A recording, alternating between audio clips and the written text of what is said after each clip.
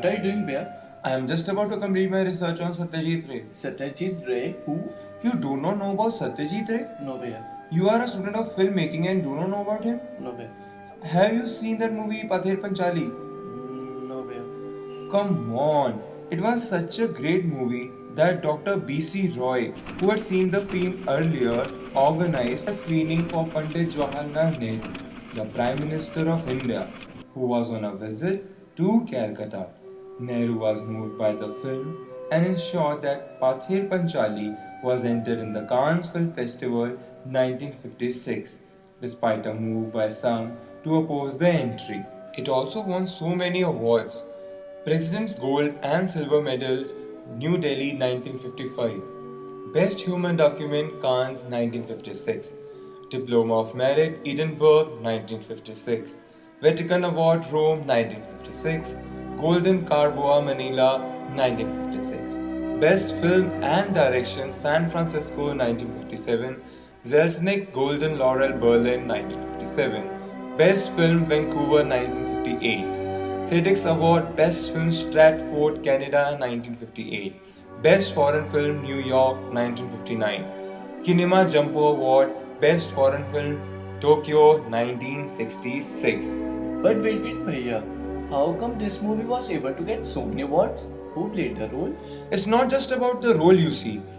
It's about the root cause of the film, which was the heart and soul of Satyajit Ray's direction.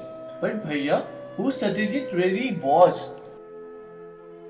I know you don't know him. In fact, most of us don't know him. Satyajit Ray was born on May 2nd, 1921 in an intellectual and influential family in Calcutta, India.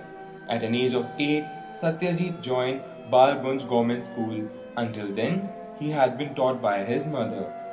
While still at school, he became a film fan, regularly reading Hollywood trivia and magazines like Picture Gore and Photoplay. Western classical music was another interest.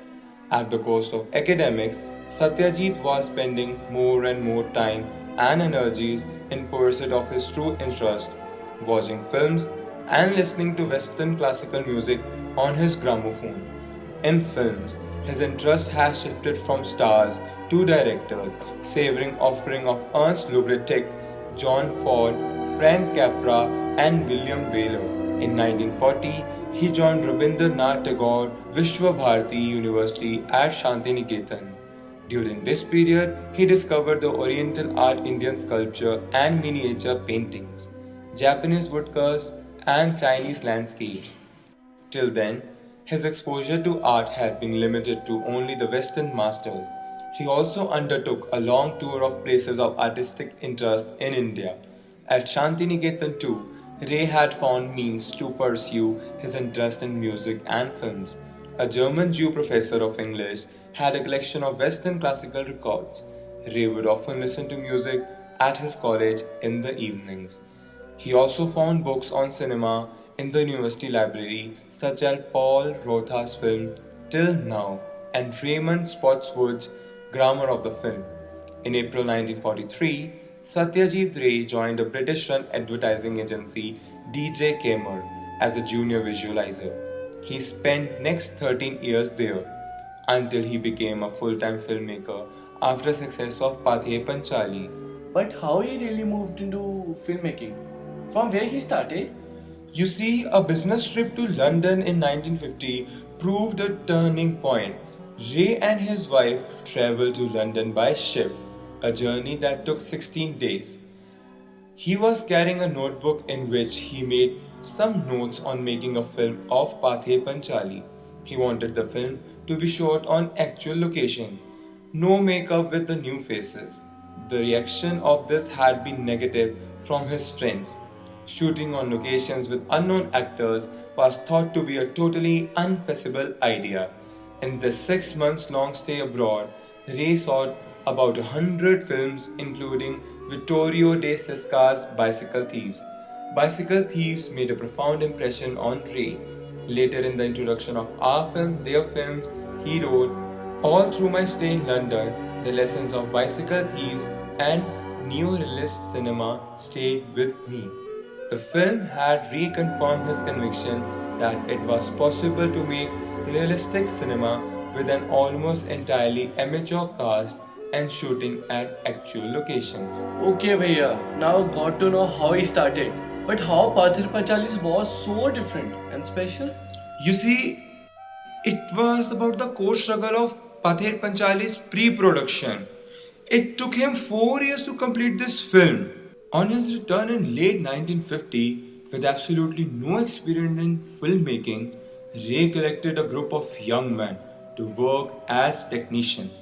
Subrata Mitra was the cinematographer. He had been a still photographer and had to coaxed into taking up the assignment.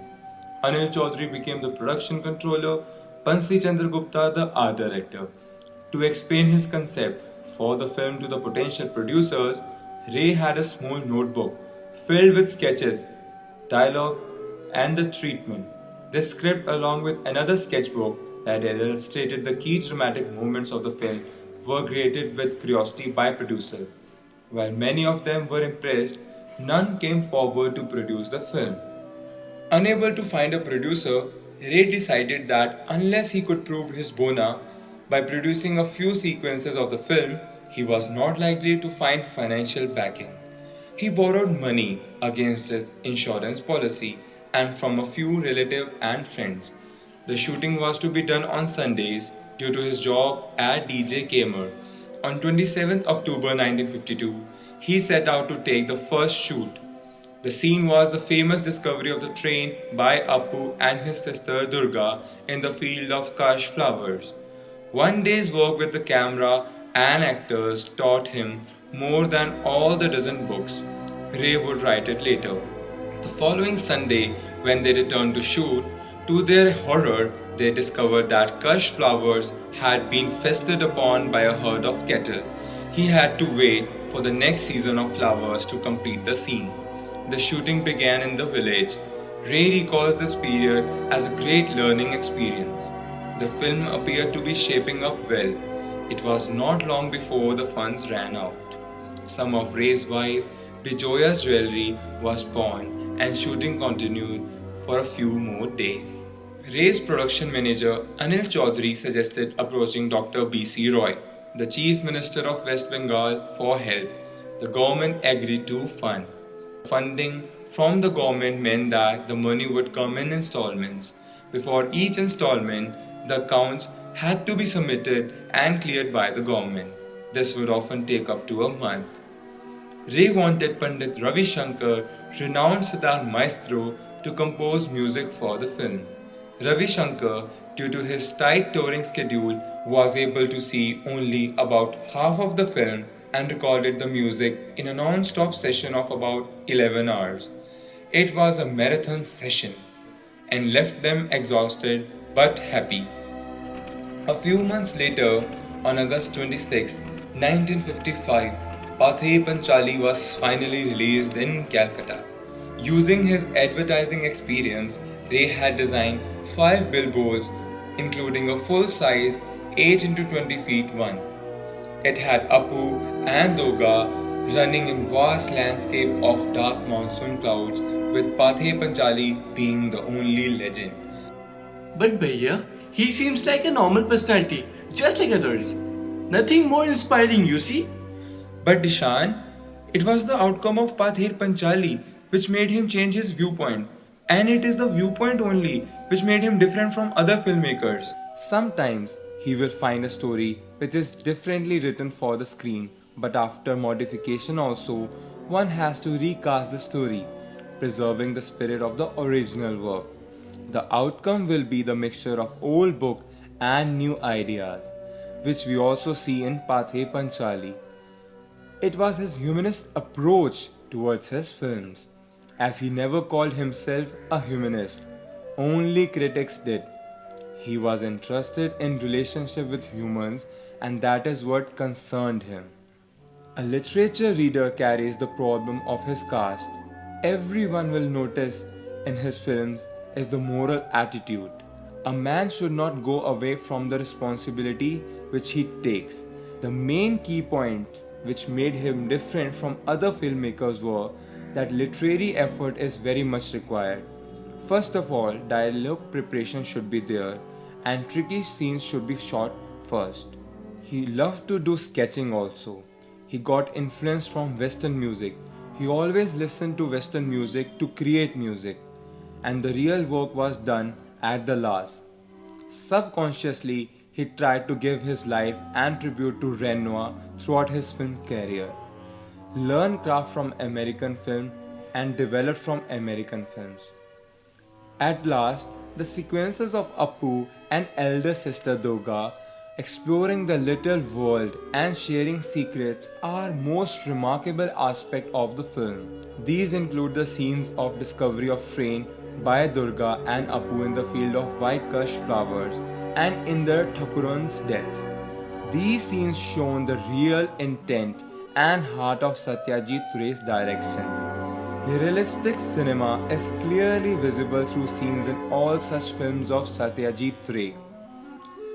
This struggle really guided him to become the most sincere and passionate human document filmmaker. Ray directed 36 films, including feature films, documentaries, and short films. He was also a fiction writer, publisher, illustrator, calligrapher, music composer, graphic designer, and film critic. He authored several short stories and novels, primarily aimed at children and adolescents.